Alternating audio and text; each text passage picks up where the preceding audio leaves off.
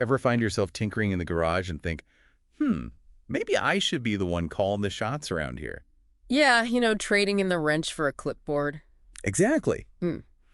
Today, we're doing a deep dive on becoming a garage manager. And let me tell you, it's not your grandpa's auto shop anymore. Not even close. It used to be all about what you could do with a socket set. Now, you've got to be a tech whiz, a people person, a budget ninja. It's like the job description went to finishing school. Kinda, yeah. We've got RoleCatcher's career guide, and they lay out a day in the life.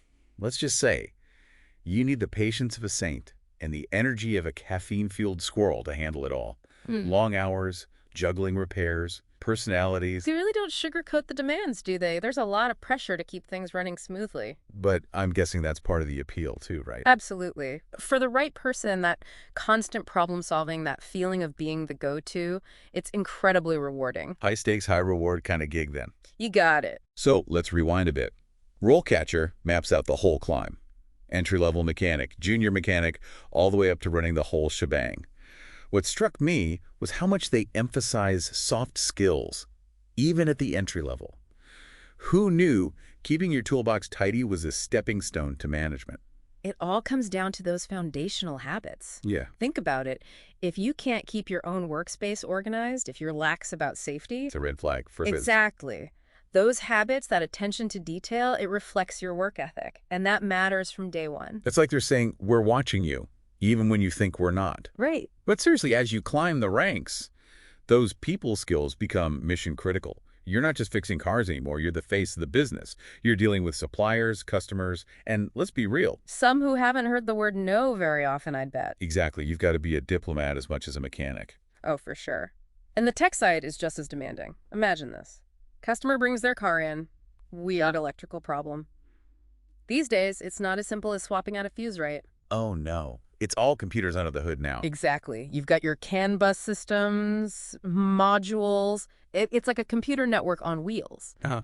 So you need those diagnostic skills, but you also need to be able to explain it to someone who might not be as tech savvy. Talk about a recipe for disaster. It reminds me of this time I took my car in.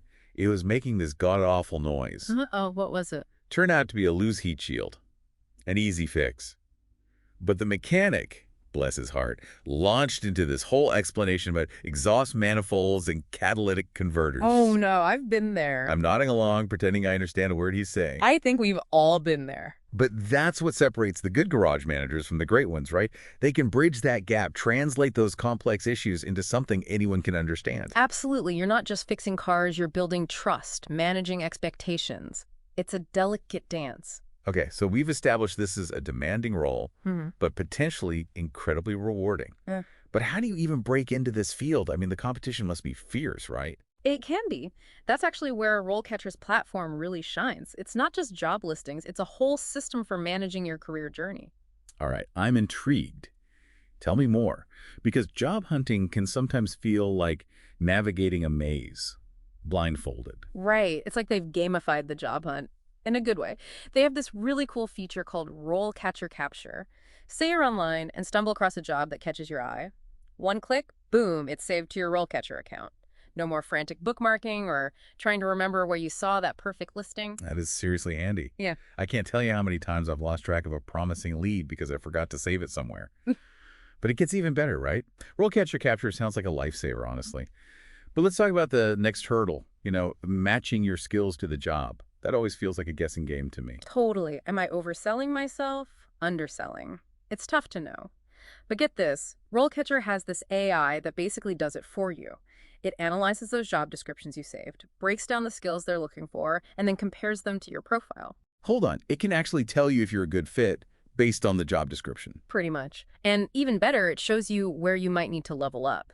Like maybe you're set on mechanical skills but need to brush up on electrical diagnostics or something like that. It's like having a personal career counselor built right in. Exactly. It helps you target your applications, no more blindly sending out resumes and hoping for the best. And they've even got recommendations for courses or certifications tailored to what you want to achieve. Okay, this is blowing my mind a little. But all of that aside, what about the interview itself? That's the part that always makes me nervous. Oh, tell me about it. It's the worst part for most people. It is. But guess what? RoleCatcher has something for that too. Remember that massive database of interview questions we talked about? Hmm. Well, they've taken it a step further. Now they have this AI tool that actually gives you feedback on your interview technique. Wait, seriously? So I can practice my answers, and some kind of robot is going to critique my performance. It's more like a virtual interview coach, really. You record yourself answering common questions, and the AI analyzes your body language, tone of voice, all of it. It even picks up on things like filler words or if you're making eye contact. Okay, that's kind of terrifying, but also amazing. It's like having a secret weapon going into an interview. Right. Okay, but let's shift gears a bit and talk about the actual day-to-day of being a garage manager. What does a typical day even look like in that role? Honestly, there is no typical day, and that's part of what makes it so interesting. One day, you might be elbow deep in an engine rebuild, covered in grease. And the next. You're dealing with a supplier who's trying to overcharge you for parts. It's all about being adaptable, thinking on your feet, that kind of thing. You've got to be a master multitasker, that's for sure. And speaking of multitasking, the guide mentions a lot about managing people. What are some of the biggest challenges there? It's like any other business, really. It's all about people. You've got your team of mechanics, each with their own quirks, their strengths and weaknesses, keeping them motivated, dealing with any conflicts that come up, offering constructive feedback. It all falls on the garage manager's shoulders. And then on top of that, you've got the customers to deal with. And let's be real, some of them are probably not having a great day when they walk in the door. For sure. How do you handle those tricky situations? I think empathy is key, really. You have to remember that for a lot of people, their car is their lifeline. They need it to get to work, take their kids to school. It's a big deal when something goes wrong. A good garage manager knows how to listen, really listen to their concerns, and then explain things in a way that just makes sense. Like you're some kind of car whisperer. Something like that. It doesn't matter if the customer knows a spark plug from a carburetor, you've got to meet them where they are. You're like a therapist, a teacher, and a mechanic all in one. The guide also mentioned something about staying up to date on technology, which, let's be honest, feels like a full-time job in itself these days. Oh, absolutely. Like we were talking about before, cars these days are basically computers on wheels. It's not your father's Oldsmobile anymore. Not even close. And it's only going to get more complex. Electric vehicles, hybrids, all those driver assistance systems, it's a lot to keep up with. So how does a garage manager even stay ahead of the curve with all of that? Continuous learning, basically. Going to conferences, taking online courses, reading every trade publication you can get your hands on. It's not just about understanding the technology itself. It's knowing how it impacts your business, your customers, even your team. It's a lot to juggle. It really does feel like the learning never stops in this industry. I guess that's part of what keeps things interesting, though, right? For sure. You're never bored, that's for sure. You mentioned EVs earlier, and it made me think, how is that whole shift impacting the role of the garage manager? Because it feels like a whole different ballgame. It is a different ballgame, honestly. It's not just about swapping out spark plugs anymore. Now you're dealing with high voltage batteries, complex software, specialized tools. So it's not like a traditional mechanic can just pick up an EV repair manual and figure it out as they go. I wish it were that easy. There's a lot more to it. You've got safety protocols to think about, specialized training, and honestly, a whole new way of thinking about car repair. I'm sure some garage managers see it as a headache, but the ones who embrace it, they're going to be in high demand. It's like they're holding the keys to the future, literally. Yeah. And speaking of being in demand, RoleCatcher mentioned there's a shortage of qualified garage managers these days. What kind of opportunities does that create for someone who's just starting out now? Well, it's a double-edged sword in a way. On one hand, the demand is huge, which means potentially higher salaries, faster career progression. You're in a good position to negotiate. But on the other hand, the expectations are higher too. You can't just coast on basic skills anymore. You need to really know your stuff. So for someone listening who's thinking, this sounds like me, I love cars, I love tech, I even kind of enjoy explaining complicated stuff to people, this could be the perfect time to jump in, couldn't it? No better time than now, honestly, and that's something RoleCatcher really emphasized in their guide. Those soft skills are just as important as the technical ones. Being able to communicate, manage team, build those relationships, that's what will make you stand out.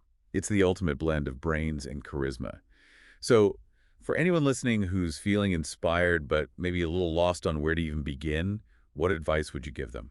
Don't be afraid to get your hands dirty. Get out there and get some experience. Even if it's volunteering at a local garage or just tinkering with your own car, it all helps. And embrace the technology. The more comfortable you are with the tools, the software, all that good stuff, the more valuable you'll be. Like you said earlier, the learning never really stops, does it? No. But that's part of the fun. It's always evolving, always pushing the boundaries. Exactly. And don't underestimate the power of networking.